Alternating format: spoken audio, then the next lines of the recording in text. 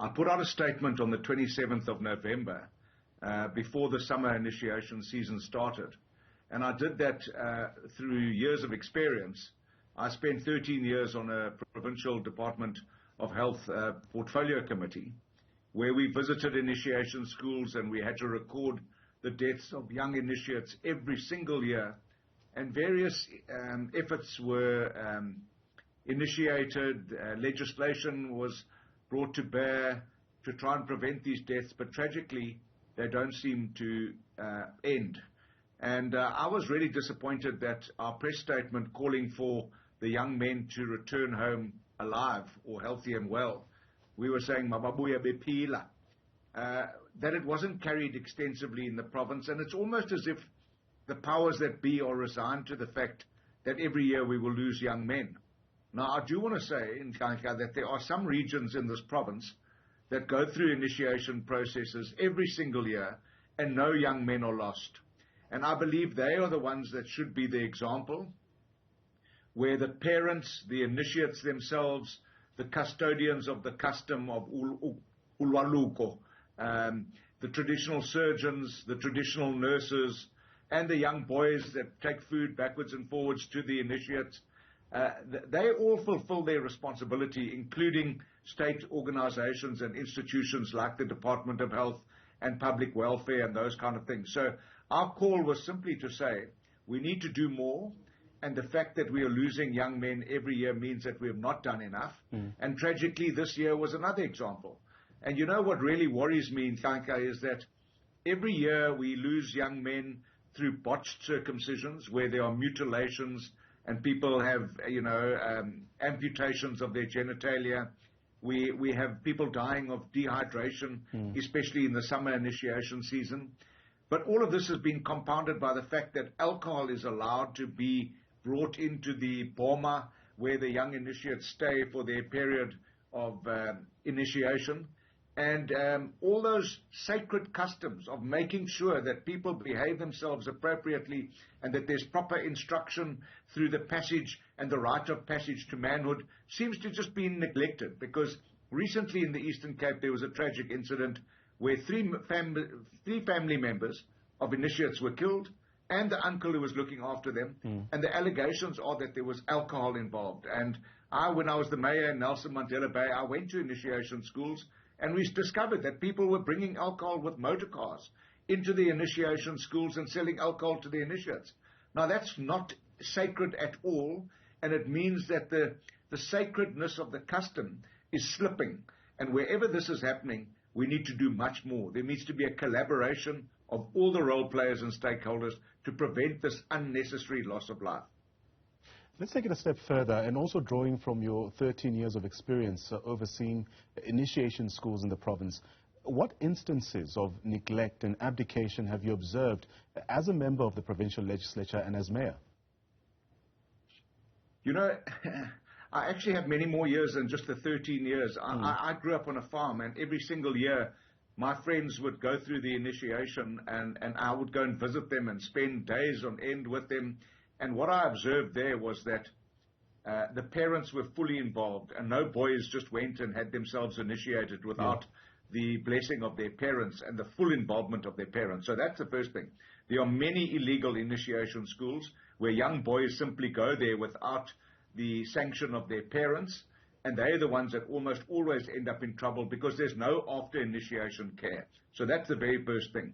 Illegal circumcision schools should be wiped out. There should be no illegal circumcision schools. There should be no traditional surgeons performing the initiation on young men unless they've been certified to do that. Certified by the custodians of the custom and certified by the Department of Health if necessary. But as I said, there's even legislation in that regard, and that legislation needs to be followed very closely. And then the Department of Health and Welfare. It's not as if these schools are taking place in a vacuum somewhere off this planet. They're taking place in our communities, in the districts and regions where we have government officials who know that they take place there every year, and it just appears to be a dereliction of going to check that these schools are registered, that they know that the boys have been given a certificate of fitness to go and or participate in this process, and that's not happening. But what I said about the latest new trend that's coming in, where drugs and alcohol and women are even being entertained by initiates, no, that should never, ever happen. That is not part of the custom, and if it is happening, it means that the custodians of the custom are in dereliction of their extraordinary responsibility of keeping the sanctity of that custom. So I'm pointing a finger at parents and custodians and the initiates themselves to say, you should not be entertaining women at your initiation sites. There should be no alcohol consumption. There should be no drug consumption. And those people that are coming on site to provide all of that to initiates should be facing the full might of the law, because it is unlawful, it's illegal to be doing that. So the Mababuyebe Pila campaign, you've touched a bit on this. Let's highlight the collaboration among various stakeholders. How does ActionSA then plan to foster cooperation among health bodies, parents, communities, and also custodians to ensure a safer initiation season? And also, what specific roles do these stakeholders play? Okay, well, this is a very, very important question, and I'm very pleased that you picked up on this matter, because we're now having a public engagement. And I think public engagement on, national media forums like yours are really, really important. We don't have to talk about the custom per se, and I'm not a custodian of the custom, but I am a representative of many people in this province who cannot tolerate the fact that we lose young people's lives every single year. So I have a responsibility, and I'm very happy to talk about that responsibility. Then we have youth organizations in ActionSA. We have a youth forum where we talk about what is expected and what should be happening at these initiation schools. We also have people that are, members of branches in communities, and we're encouraging them to identify where these initiation schools are and actually go to the initiation schools to make sure that these, access to alcohol, access to drugs, and women coming into the initiation schools is not happening. And if we do pick it up, to report it to the officials and to the South African police services. That is a responsibility of an ActionSA activist. But also social media plays a very strong role. And we are on social media, we're promoting safe initiation.